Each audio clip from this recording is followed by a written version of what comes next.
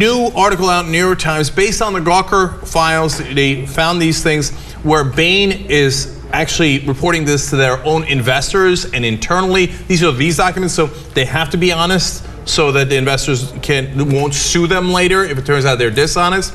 So it's a rare look into what tax shelters they're playing, and to the investors they brag about it. So that's why you also know that it's true. And we find out that Mitt Romney has been evading taxes. No! Okay. Now, look, we know that, right? But I think the details are really interesting. First of all, Romney says, this is a quote from him, quote, "My view is I've paid all the taxes required by law." Now, understand how weaselly that is. Because listen to that beginning of that sentence. My view is I've paid all the taxes required by law. Not I paid all the taxes, because then you might be able to prove he was lying. He doesn't want to say that. He knows to be lawyerly and say, my view is that I have paid all the taxes required by law, because of course he hasn't. Right. So let me show you how they haven't. Now this applies to Mitt Romney and Bain based on the documents, okay? So first of all, they do tax havens. Here's how they avoid taxes. Tax havens, blocker corporations. Now, look, if it's called a blocker corporation, that might be a pretty good indication that it's trying to block you from getting their money. Of course, the whole point of a blocker corporation is to be a tax shield, right? And the whole point of a tax haven is to be a tax shield, so you don't pay your taxes. Yes. Now, when you don't pay your taxes, that's called tax evasion, and you do time in Leavenworth, okay? When rich people like Mitt Romney don't pay their taxes, that's called a tax haven, and they're using blocker corporations.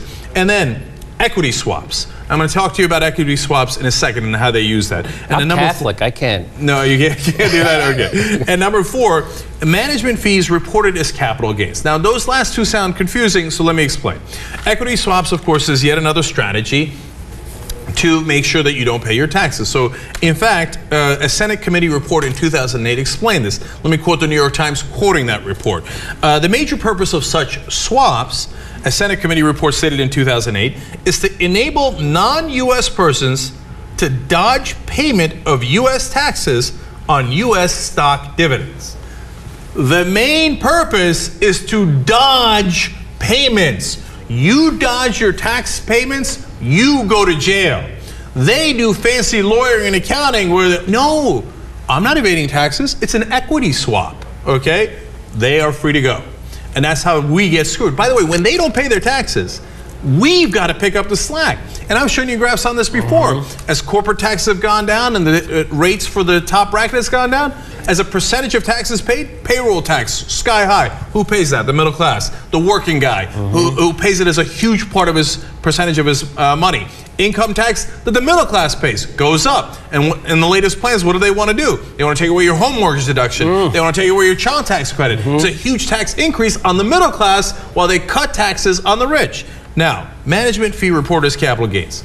This one could actually be illegal. In fact, of course, it is illegal. It's just that the IRS, perhaps purposely so, and we've done stories about how the Republicans have defunded the IRS because they don't want the tax cheats being caught, it is actually avoiding this. They have not given a ruling on it yet, but professors in the country, unrelated to this story, look, Greg Polsky is a tax law professor in UNC, was quoted about this in 2009, before he knew anything about Mitt Romney having any of these management fee nonsense. He said, the tax strategy is, quote, extremely aggressive, referring to this specific proposal, and subject to serious challenge by the IRS.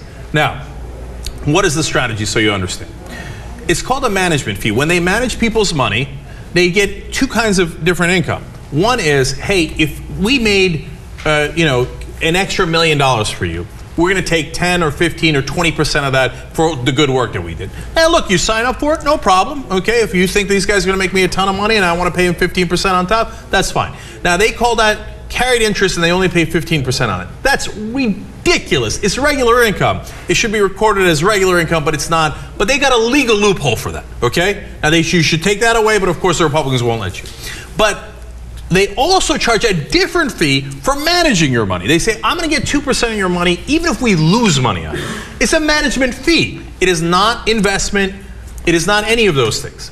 It's like if you're a plumber or you're a dentist or you're a lawyer, you charge a fee and you pay your taxes on it. And if you're in the top bracket, you pay 35%, right? Here, they just flat out said, no, we're going to call it something else. We're going to call it capital gains. But that's not legal. That's why this guy said it is very aggressive. It should be seriously challenged because they're lying. It's like, Jimmy, like I get a salary for being a host on Current, for example. If I just went on my taxes and said, well, I don't want to pay whatever the bracket is, 25, 30, 35%, right? I want to pay 15%, so I'm going to call it capital gains. Well, they go, well, it isn't capital gains. It is an investment income. It's salary. You're busted, right? It's my view it's capital gains. That's exactly it. And here's another law professor, Victor Fleischer, at the University of Colorado, saying, if challenged in court, Bain would lose. The Bain partners, in my opinion, misreported their income if they reported these converted fees as capital gain instead of ordinary income. It is clear as day. But their strategy, and Mitt Romney's strategy all along has been, let's avoid as much tax as we can. Let's evade as much tax as we can. Let's cheat on our taxes as much as we can. And then if we get caught later, we'll give back a pittance, right? And meanwhile, if I get caught 10 years later, 20 years later, I've collected interest on all that extra income that I never paid taxes on. And then later, what am I going to do? I'm going to do what all the rich people do. I'll settle with the IRS. And we'll negotiate, and I'll bring in my team of lawyers and say, you don't want to go to war against me. Okay, here's a little chump change for you. And meanwhile, I keep most of the spoils of my tax evasion. So if you're wondering, and I know the mainstream media, oh my God, you can't call them a tax cheat, you can't call them a tax cheat. No, no, there's no ands, ifs, or buts. These four, let alone the entire private equity system in Bain, is the whole profit margin is based on avoiding taxes. Let alone what he did at Marriott, where he did the son of boss scam, which was one of the biggest tax scams in history, right?